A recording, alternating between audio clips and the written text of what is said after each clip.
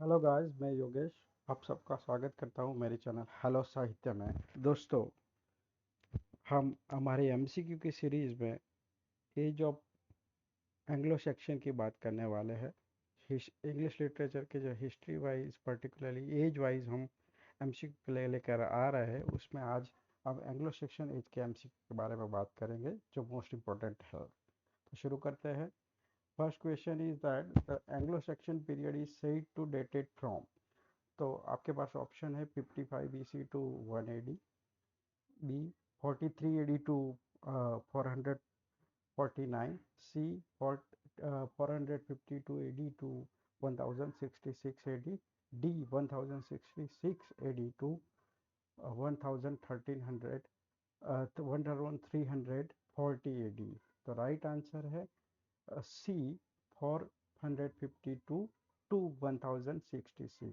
कई बार आपको 450 भी बताया होगा साल, कई बार 459 भी बताया गया है, तो कोई भी आंसर है वो सही हो सकता है। Question number 2, during the Anglo Saxon period England was invaded by all the following except the. आपके पास ऑप्शन है Celts, B Vikings, C Jutes, D Saxons. तो पूछा गया है कि कौन सा है उन्होंने इन्वेड डी किया है इस समय के दरमियान। तो आपके पास आंसर रहेगा A Celts. Question number 3, much of the Anglo Saxon poetry that has survived is.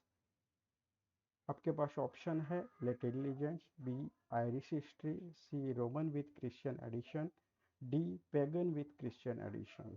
तो राइट आंसर इसमें रहेगा D pagan with Christian editions.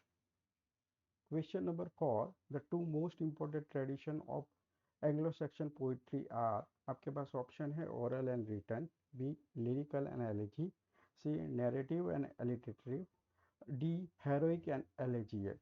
तो राइट आंसर है कि इस समय का जो लिटरेचर है पर्टिकुलरली पोइट्री, तो उसमें आपको हेरोइक एंड एलिजियक एलिमेंट दिखने मिलते हैं। तो राइट आंसर डी रहेगा। Question number 5, what group of inventors landed on the island in 1066। तो आपके पास ऑप्शन है A the Normans, B the Viking, C the Romans, D the Greeks. तो राइट आंसर आपका रहेगा ए द नॉर्मन्स, जिन्होंने 1066 में पर्टिकुलरली इन्वेजन किया था इंग्लैंड का। Question number 6, the first archbishop of Canterbury was. आपके पास ऑप्शन है Thomas Becket, B Thomas Aquinas, C Saint Augustine, D the venerable Bede. तो राइट आंसर है आपका C Saint Augustine. Question number 7, what is the another term for Anglo Saxon language.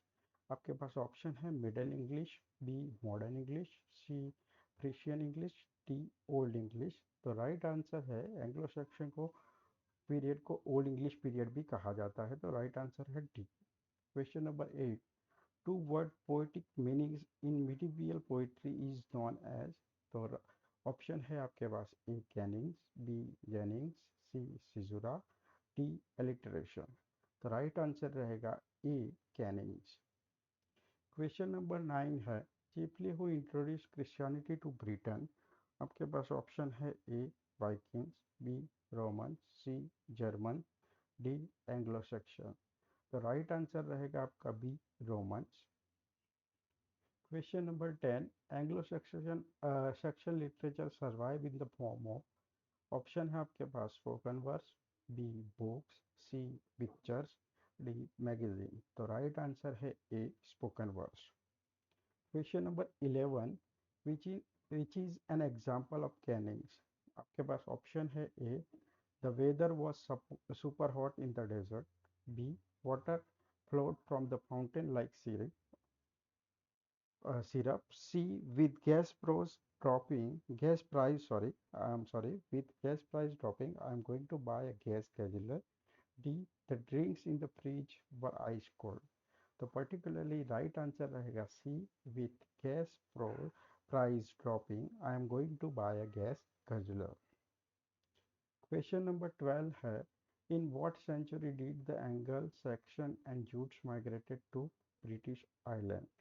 आपके पास option है A 4th century, B 5th century, C 6th century, D 11th century।